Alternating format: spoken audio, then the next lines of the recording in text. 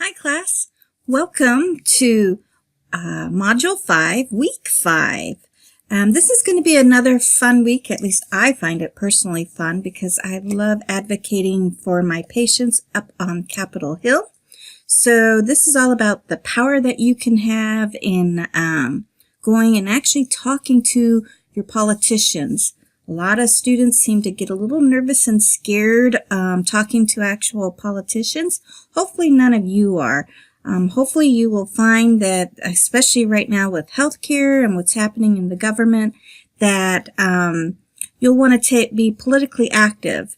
The Nevada Nurses Association, the American Nurses Association, whatever state your nurses association is, you may want to get involved in, because they actually, if you think about it, the people on the Hill in Congress, they're the ones making the decisions for healthcare. Now, you may find it very interesting to actually see how many people on the Hill are actual doctors and nurses, because I can tell you there's not that many. So having them make the decisions on how you're going to provide healthcare to your patients, that might be a concern for you. So that's something you may want to look into. So that's basically what this chapter or this week's module is all about, is trying to find a policy that if you could have a chance to change it, how would you change it? Who would you talk to? It's kind of exciting. And it's not even if, it is when. Because I can tell you, because of nurses having that great relationship and the number one profession of trust, there's actually politicians that will actually really listen to you with what you have to say.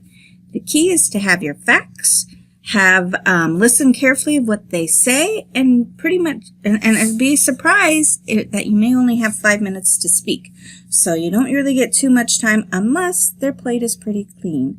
So usually that's when they come back home and meet with their constituents. But if you go on the Hill in Washington, D.C., you can still, I've met with other senators in the past for up to 45 minutes, and so they will give you that time if need be, so, which is terrific. So my hope is that you will get politically active and learn about what you can do to help make changes for your patients.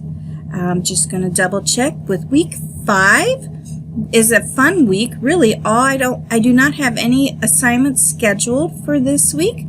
What I'd like for you to do, though, is to, when you get your feedback from your paper from me or your instructor, make sure that this is the week where you get to find time to write it up, make the corrections, and drop it in the Dropbox. Hopefully, you will make the proper corrections that I suggested, and then that way you can have a decent paper and with a decent grade, and hopefully maybe even a perfect paper, right?